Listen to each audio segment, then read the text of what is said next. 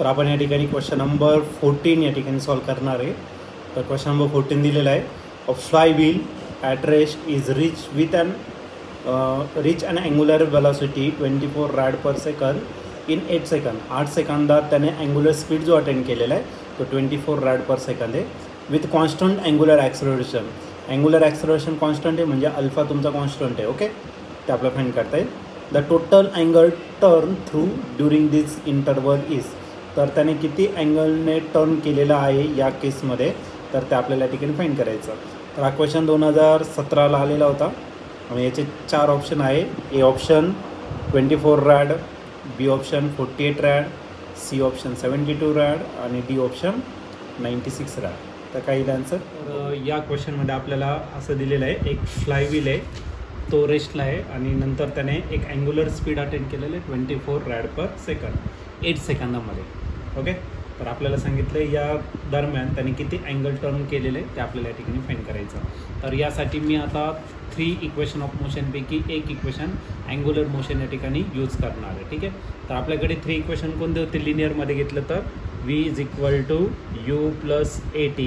त्याला जर मी कन्वर्ट केलं अँग्युलर मोशनमध्ये तर हे इक्वेशन कन्वर्ट होणार आहे तुमचं वीला कन्वर्ट करायचं ओमेगा फायनल अँग्युलर वेलॉसिटी, यूला रिप्लेस करायचं ω0 initial angular velocity, a is replace by alpha angular acceleration, t is टाईममध्ये काही बदल होणार नाही. सेकंड इक्वेशन जर घेतलं तर यस = ut + 1/2 at². आता याला कन्वर्ट करायचं आपल्याला अँग्युलर याच्यामध्ये. यस म्हणजे लिनियर डिस्प्लेसमेंट, आपल्याला त्याला कन्वर्ट करायचं angular displacement. You initial angular velocity, T का असेल टाईम + 1/2. एच्या जागी अल्फा टाकायचा, टी तसा ठेवायचा α². ते झालं सेकंड इक्वेशन. आणि थर्ड इक्वेशन जर घेतलं तर v². लिनियर आणि दोन्ही मी या ठिकाणी कम्पेअर करतो आहे. लिनियरचं कन्वर्जन फक्त मी कशामध्ये केलं तर अँग्युलरमध्ये या ठिकाणी कन्वर्ट केलेलं आहे. ठीक आहे, त्यानंतर राहिलं तुमचं v² = u² + 2as. तर याचा अँग्युलरमध्ये जर कन्वर्जन केलं तर ω² = ω02 + 2.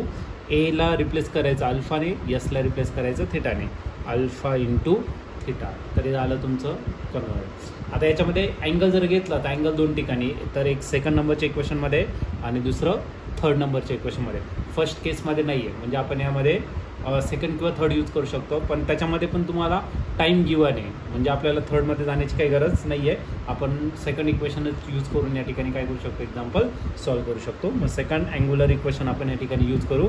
मग θ = ω0t + 1/2 अल्फा t². राईट, हे इक्वेशन आपण यूज करणार. ω0 म्हणजे इनिशियल अँग्युलर स्पीड आणि इनिशियली तो रेस्टला आहे म्हणजे ω0 0 झाला म्हणजे टाईम टाकायची काही गरज नाही, पूर्ण टर्म काय झाली 0 + 1/2. What is alpha? It is rate of change of angular velocity म्हणजे हा का असेल ω - ω0 आपण का असेल तर टी आणि इंटू करायला तुमचा t². फक्त आता याच्यात व्हॅल्यू टाकायचं, तुमचं फायनल आन्सर तुम्हाला भेटून जाईल. ओके, तर तुम्हाला जे वेलॉसिटी दिलेली आहे फायनल अँग्युलर वेलॉसिटी ती आहे 24 रॅड पर सेकंद. मग ओमेगाच्या जागी टाकणार 24. ω0 की झाला 0. इथला टी आणि टी कॅन्सल झालेला आहे. ओके, मग डायरेक्ट एक काम करतो 24 - 0 करतो आणि टाईम जो शिल्लक राहिले टाईम किती दिले तर 8 सेकंद दिलेला आहे. एक काम करतो 2 × 1 2 4 की झाला 8. मारायला 24 आणि राहिला 4. 24 4 जर घेतलं तर तो भेटेल तुम्हाला 96. आणि आपल्याला काय फाईंड करायचं, अँगल फाईंड करायचं आणि अँगल आपण कशामध्ये मेजर करणार तर रॅडियनमध्ये मेजर करणार. मग आपलं आन्सर आलं 96 रॅड. मग याच्यात जर तुम्ही ऑप्शन बघितलं तर ऑप्शन नंबर डी हा आपला करेक्ट ऑप्शन असणार.